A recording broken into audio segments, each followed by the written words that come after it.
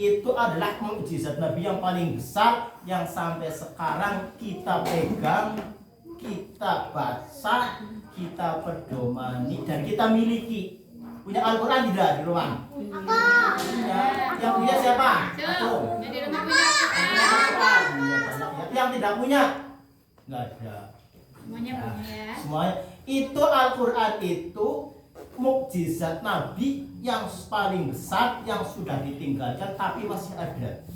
Kan banyak musuh Nabi.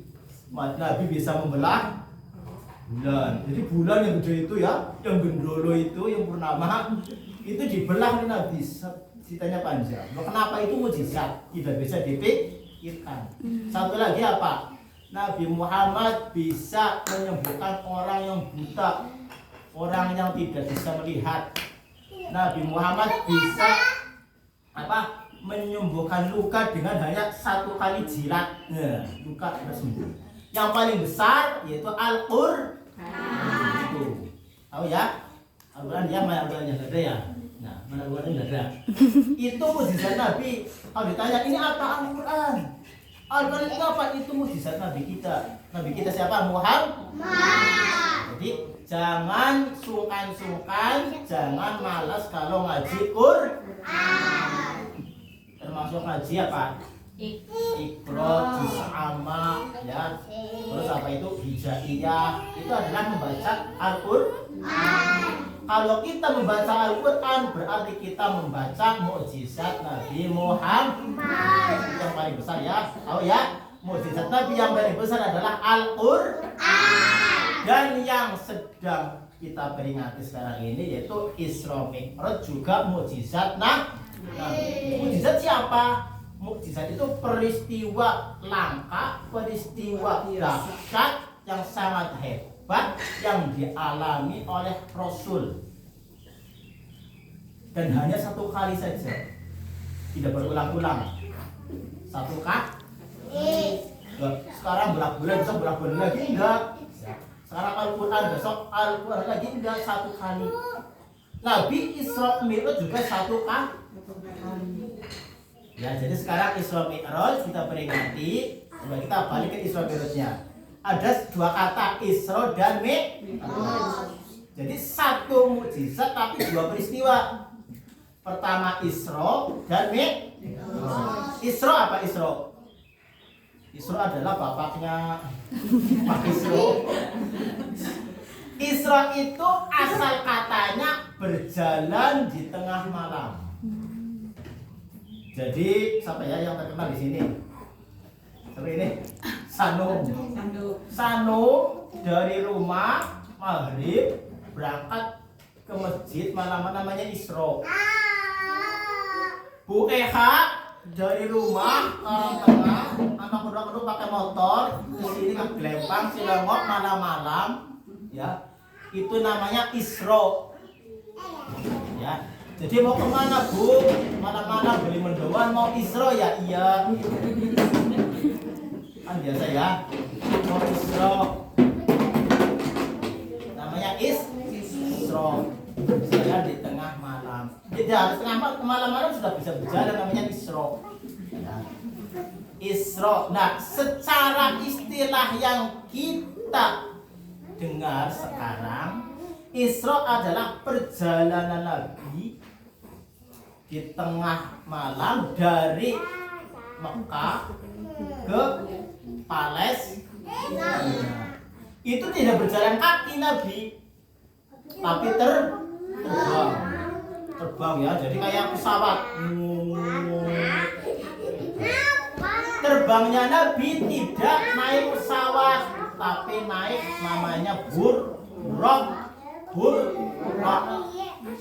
Buraq itu hewan surga yang diambil oleh malaikat Jibril untuk kendaraan Nabi terbang dari Mekah Masjidil Haram menuju Palestina sana. Ya sekarang lagi perang. Sekarang pergi perang, terbang. Bayangkan, dulu belum ada pesawat, belum ada jet, belum ada helikopter apalagi. Tapi bisa terbang. Berarti mukjizat. Apa bisa sih? Bisa. Namanya mukjizat, dia peristiwa yang sangat dahsyat yang dialami oleh Roh. Bisa terbang, ya. Terbangnya tidak lama, sekejap mata, bus langsung sampai. Istar Banyumas kalah. Ya. Istar Banyumas kalah kan untuk di situ ya. Ini langsung bus langsung Palestina. Paham? Ya. Itu Isra. Kira-kira paham enggak? Naiknya apa? Buruk itu sejenis kendaraan hewan. Hewan, kalau sekarang kan bukan hewan, pesawat. Ya, pesawat terbang tapi bukan pesawat, namanya buruk. Ya, buruk.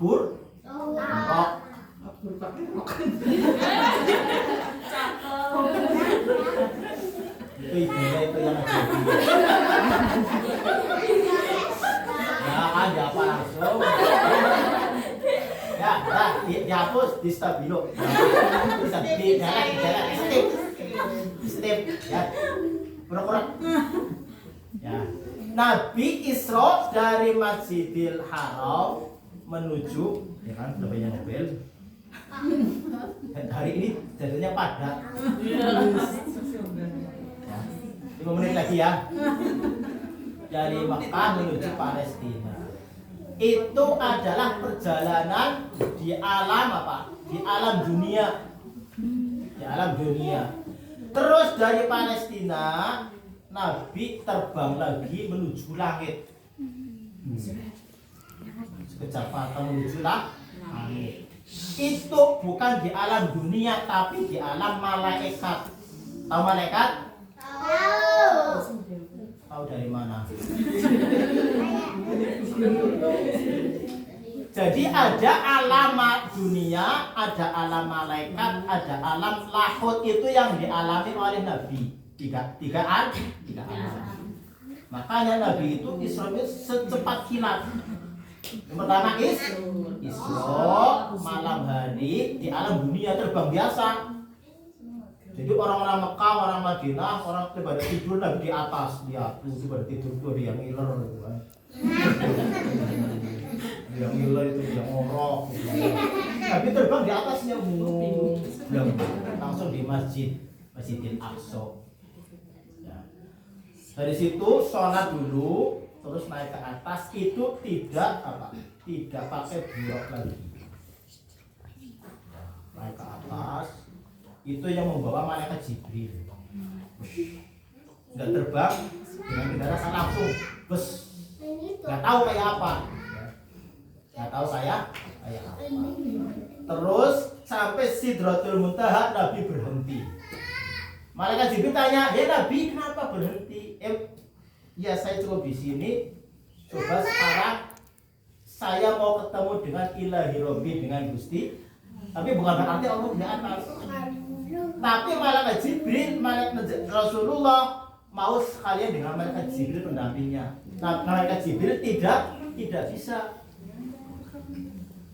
Apalagi manusia, malaikat saja tidak bisa ke alam lahut, alam ilahiyah. Kalau ke sana kebakar. Terus kayak di Los Angeles yang kebakar.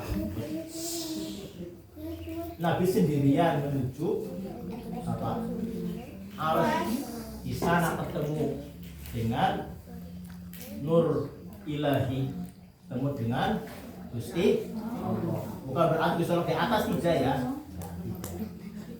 Nah, Nabi itu diwajibkan untuk sholat 50 waktu. Sekarang yang dilakukan berapa waktu sholat sehari semalam? Sehari berapa? Ada berapa? Sehari semalam kita sholat berapa waktu? Berapa kali? Tadi lah. Ini izin. Zuhur, asar, maghrib, isya, subuh. Ada berapa?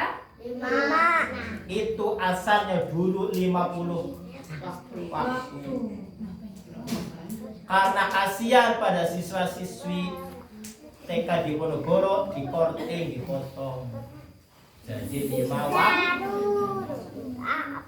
Kasihan pada gurunya, kan gurunya kalau sholat kan malas-malesan, dipotong.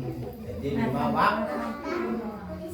Nabi langsung turun ke bumi, ke kamarnya langsung, tidak ke masjid. Menggambarkan apa? Kita kalau sudah sholat, dengarkan, jangan langsung main-main di luar, ya. Jangan lari-lari di depan masjid. Kalau sudah dapat sholat selesai, langsung pulang ke rumah dulu. Tahu ya? Apa mau jalan-jalan dulu sana sini, nggak boleh. Jangan mampir ke warung, mampir jajan, ya. Kalau udah sholat, udah doa, ya anak-anak pulang ke rumah dulu. Sejadahnya taruh di lemari apa di mana. Itu menggambarkan hikmahnya seperti itu. Nabi dari langit dia mau sholat langsung ke tempat tidurnya. Gak mampir ke ruang makan, gak mampir ke ruang tamu, gak mampir ke belakang, langsung ke kamar kita. Paham enggak? Jadi nanti anak-anak kalau sudah sholat itu jangan mampir ya, langsung ke rumah, assalamualaikum, langsung ke kamar. Kalau bisa sholat lagi. Itu menggambarkan apa? Ibadah sholat yang kita lakukan itu pahalanya, ya pahalanya semua kita masukkan ke dalam kamar kita yang setiap hari kita gunakan untuk tidur, untuk belajar, untuk segala rupa. Tapi kita wajar aja seperti untuk yang itu ya beda. Dipahami ya Bu Eka? Ya, Bu Eka. Ya, itu adalah sholat lima waktu. Dan setelah sholat kita jangan lari-lari.